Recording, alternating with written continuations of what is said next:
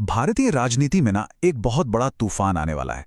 एक ऐसा तूफान जो देश में पावर का पूरा बैलेंस, सत्ता का समीकरण हमेशा के लिए बदल सकता है। और इसका नाम है डीलिमिटेशन, यानी कि परिसीमन। ये एक ऐसा शब्द है जो आने वाले कुछ वक्त में हर तरफ सुनाई देगा और इसे समझना बहुत जरूरी है। और इसी से जुड़ा है एक बहुत बड़ा और सच कहें तो एक परेशान करने वाला सवाल। क्या डीलिमिटेशन भारत को बांट सकता है? खासकर दक्षिण भारत के जो राज्य हैं वो इस पूरी प्रक्रिया को लेकर बहुत ज्यादा परेशान हैं। आखिर ऐसा क्यों है? उन्हें क्यों लग रहा है कि ये उनके भविष्य के लिए एक बड़ा खतरा है? चलिए इसी को समझते हैं। तो चलिए इस पहेली को सुलझाते हैं। सबसे पहले ये समझना जरूरी है कि आखिर ये डीलिमिटेशन या परिसीमन है क्या चीज। इसे एक तरह से सत्ता की नई लक्ष्मण रेखा खींचना कह सकते हैं। देखिए, डीलिमिटेशन का मतलब है लोकसभा और विधानसभा सीटों की बाउंड्री को फिर से तय करना, मतलब उनको रीड्रॉ करना। और ये किस आधार पर होता है? लेटेस्ट जनगणना के आंकड़ों पर। इसका फंडा बहुत सिंपल है। जिस राज्य की आबादी जितनी ज्यादा, उसे संसद में उतनी ही ज्यादा सीटें मिलेंगी, बस। अब असली जो टकराव है वो यहीं से शुरू होता है। ये मुद्दा असल में भारत की दो अलग अलग तस्वीरों को, एक उत्तर भारत और एक दक्षिण भारत की कहानी को हमारे सामने लाकर खड़ा कर देता है।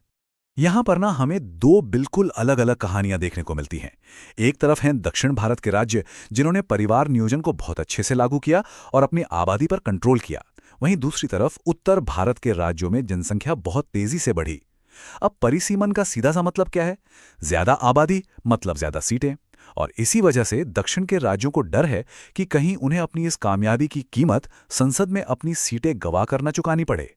चलिए अब दक्षिण के इस डर को थोड़ा और करीब से देखते हैं।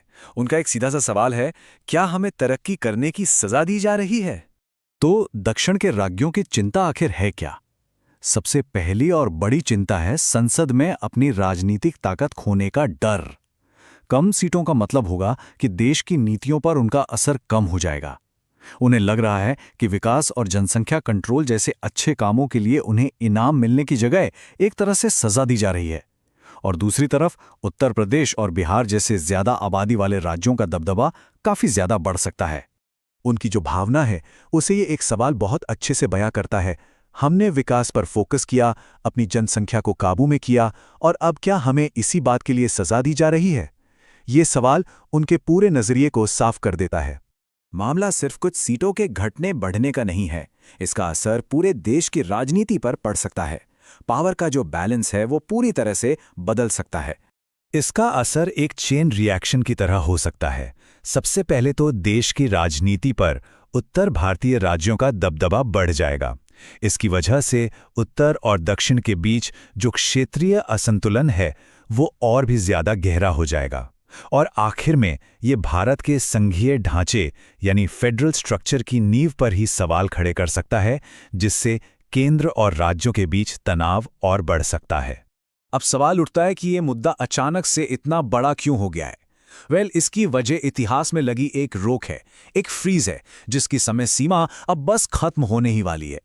बड़ी दिलचस्प बात है कि भारत में 1976 में डीलिमिटेशन पर रोक लगा दी गई थी और इसका मकसद था राज्यों को परिवार नियोजन यानी फैमिली प्लानिंग के लिए बढ़ावा देना।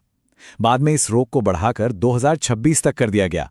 अब जैसे ही ये डेडलाइन खत्म होगी, ये मुद्दा एक बार फिर देश के सामने एक बहुत बड़ी चुनौती बनकर खड़ा हो जाएगा। तो ये सारी बातें हमें एक बहुत ही बुनियादी सवाल पे लाके खड़ा कर देती हैं। सवाल ये है कि असल में निष्पक्षता या फेयरनेस है क्या? तो घूम फिरकर हम सब एक बड़े सवाल पर आ जाते हैं। क्या पॉलिटिकल पावर का आधार सिर्फ और सिर्फ आबादी होनी चाहिए, या फिर विकास, एजुकेशन, आर्थिक तरक्की, इन जैसे पैमानों को भी कोई वजन मिलना चाहिए? ये वो सवाल है जिसका जवाब ही तय करेगा कि भारत के लोकतंत्र का